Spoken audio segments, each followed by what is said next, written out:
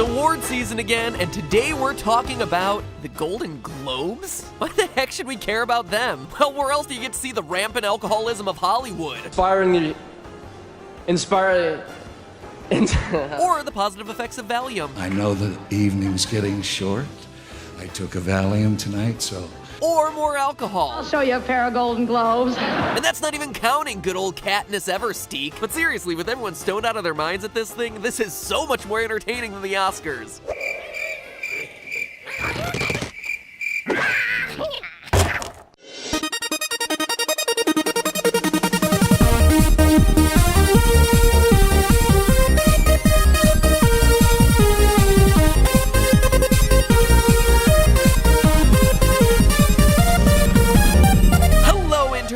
Welcome to Film Theory, proudly nominated for Best Speculation in a Leading Role. So let's just cut right to the chase. Award shows can be pretty dumb. Like one award show giving an award to another award show whose crew is working on the current award show presenting the award levels of dumb. Glenn Weiss, 67th Annual Tony Awards.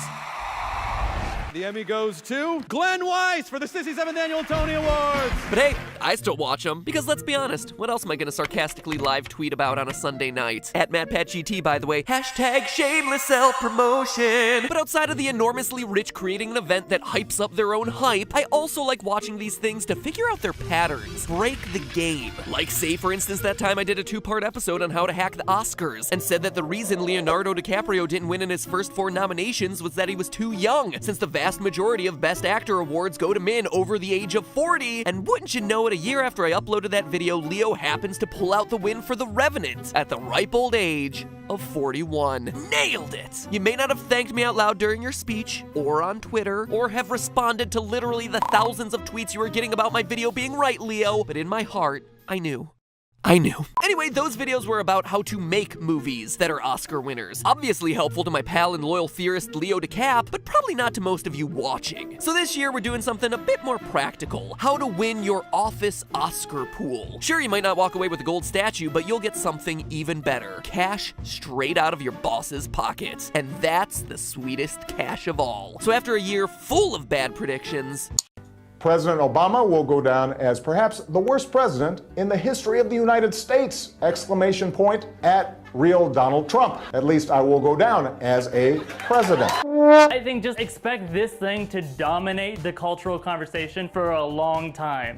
Proposing today is that this group in Rogue One turns into this group from the sequel trilogy. Let's start 2017 off right by giving you the tools you need to hack the Oscars. Now, when I started doing my homework on this episode, I expected to talk a lot about how studying the Golden Globes would be the best way to get your Oscar picks in order. I mean, it is the first major award show of the season, and next to the Oscars is by far the most watched of any of the big movie awards. But just going in and plugging the Golden Globe winners into your Oscar pool comes with some big risks. First, credit where credit is due. The Golden Globes are really good at picking out Best Actor and Best Actress awards. In the last 20 years, 70% of Best Actor Oscar winners also won a Golden Globe for that performance. For Best Actress, that number shoots up to a whopping 90%. And there are other categories that have a really high correlation between Oscar wins and Golden Globe wins as well, like screenplay at 80%. Now, at first, those may seem like huge numbers, and granted they are, but they're also a bit misleading. You see, the Academy Awards and Golden Globes don't give out these awards in the same way. Sure, 70% of Best Actors and 90% of Best Actresses at the Oscars also won themselves a Golden Globe, but that's because they had 2 shots to do it. The Golden Globe splits its leading actor categories into comedies and dramas. So while it is highly likely that one of those 2 actors or actresses is going to win the Academy Award, how do you know which of the 2? Is it a 50-50 chance? Flip a coin? Pfft.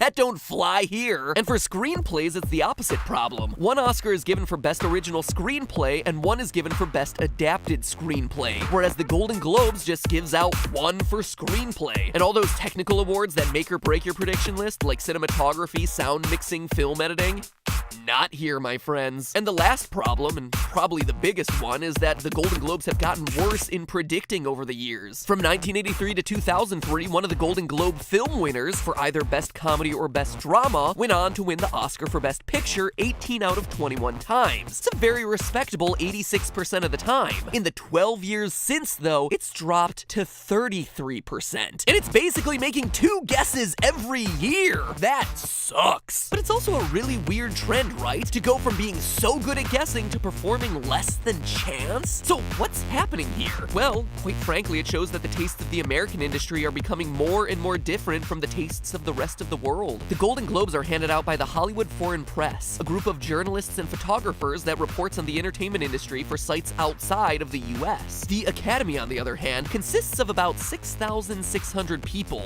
mostly US-based, historically 96% white, and all being film industry professionals, with most still being active in making movies. But it's also worth noting that this year it's 6,600. That extra 600 is noteworthy, because those 600 were added just this year in response to all the complaints about a lack of diversity in the Academy. Is it enough to sway the votes? Probably not, but you are going to start to see things shift away from the old guard, and the Academy probably overcorrect for the sins of the last couple years. Anyway, TLDR, the Golden Globes are fun and all to see Jack Nicholson hopped up on Valium, but if you're serious about winning your Oscar pool, you're going to have to go a lot deeper than that. So where does that mean we should turn? Well, I looked at the past 20 years of awards handed out by the Screen Actors Guild, Writers Guild of America, Directors Guild of America, Producers Guild of America, BAFTA, Satellite Awards, Critics' Choice, National Society of Film Critics, Online Film Critics Society, New York Film Critics Circle, and Los Angeles Film Critics Association. Whew. If I never have to write the name Meryl Streep into an Excel spreadsheet again, I will die a happy man. Obviously, there was a ton of data to wade through, so I'm going to give you the Cliff Notes and tell you the 3 biggest lessons learned about Oscar predictability from this little data analysis project I did. Number 1, trust the guilds. In that laundry list of award shows I just rattled off, you heard 4 guilds mentioned: the Screen Actors Guild, the Directors Guild of America, the Producers Guild of America, and the Writers Guild of America. These awards largely go under the radar, but they shouldn't. Each one of them was the single best predictor of the awards that they specialize in. The Screen Actors Guild predicted the Best Actor award 80% of the time, and the Best Actress award 75% of the time. The Writers Guild selected the ultimate winner for adapted and original screenplay at a rate of 70% each. The Directors Guild picked the Best Director Oscar winner 85% of the time, well ahead of any of the other award shows. And the most accurate predictor for Best Picture is an award you probably didn't even know existed, the Producers Guild of America award at 70%. This all makes sense, right? They're focused on the American voting bloc and they're all specialized in their individual categories. Logic. Lesson number 2, ignore the critics. In my data analysis, I mentioned that I included the picks of several critics associations, and ooh-wee, Mr. Poopy Butthole, was that a waste of time. The New York Film Critics Circle, LA Film Critics Association, Online Film Critics Society, and National Society of Film Critics are not only very redundant in what they've named their organizations, but are also very unreliable across the board. None of those 4 award shows picked the Oscar winner in any category more than half the time. Any category! And their Best Picture picks were especially bad. The Los Angeles Film Critics Society picked the Best Picture Oscar winner twice in the last 20 years. Seriously, we must have some bitter, failed filmmakers in the LA Film Critics Society, because with a 10% accuracy rate, it seems like they are intentionally trying to go against the grain. Whoop, whoop, whoop, whoop. We got some hipsters over here. Hipster alert! That said, there is one exception. The Critics' Choice Awards are actually surprisingly good at picking Best Cinematography, which it's done 85% of the time, and Best Original Screenplay, which it only missed once in the 11 times that it's handed out the award. So when it comes to those more obscure categories, that's a good one to reference. Which brings us to lesson number 3. Award shows themselves aren't enough. Sure, a 70% accuracy rating for a given category is pretty good, but as any of you who watch our GT live streams know, I'm not a big fan of losing. And I want you to be confident that you're finally gonna get some bragging rights over Bill from accounting. He is so smug. Screw you, Bill, you and your accounting, whatever accountants have, a computer, it's too general, your calculator. Yeah, that got him. Got him good. But seriously, you guys can relate, right? Every office, school, classroom, whatever has that like one film hipster. Oh, I can't believe that they snubbed this obscure Iranian foreign film. Well, screw them. This is our time to shine. Today, I set out to give you the best way to make your predictions, the best odds to have the ability to rub it in those film hipster faces, and dang it, I intend to deliver. Luckily, the best answer to this problem is the answer that I use for practically every problem these days.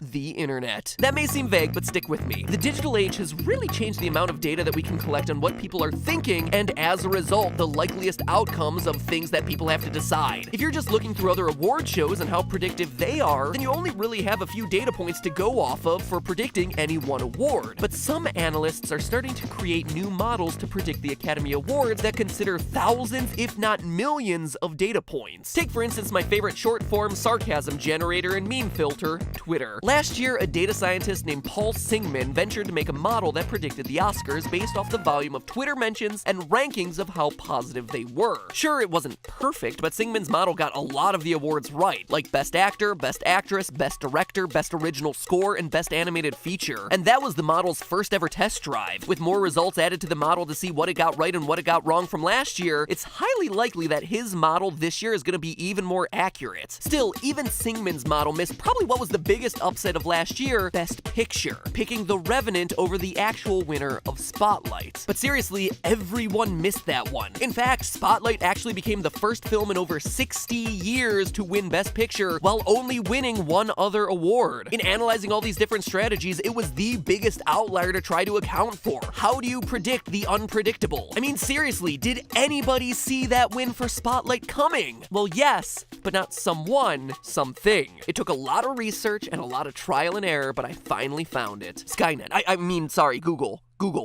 Google's what I meant. A quick look at the Google Trends data for the search terms The Revenant, The Big Short, and Spotlight starting at the beginning of 2016 shows us an interesting pattern. In all of those graphs, we see a big spike in the week of February 28th, and that's to be expected, since that's when the Oscars were handed out. But it's the shape of the graph in January and early February that's the most interesting. Both The Revenant and The Big Short came into 2016 with very hot search traffic, but then cooled down significantly the couple of weeks leading up to the Oscars. Spotlight, on the other hand, started very flat, but gradually grew, consistently growing in search traffic through the first 6 weeks of 2016. It's plausible that these models of search traffic mirror the behavior of Academy voters. If voters for the Oscars checked out The Big Short and The Revenant while they were hot in search traffic in early January, it's likely that they were watching films that received fewer accolades, like Spotlight, a bit closer to the time that they were actually voting, the couple of weeks right before the big awards, thereby making them subject to our good old friend, the recency effect, a psychological phenomenon which states that we are more likely to remember and prefer things that we've seen or watched more recently. So while The Big Short and The Revenant were distant memories in the voters' minds, having just seen Spotlight, everybody's gonna be interested in this. That's the one they vote for. Put simply, you don't want your movie to be losing steam as it heads into the Oscars, because the 2 weeks before the ceremony is when the voting really happens. So here we are.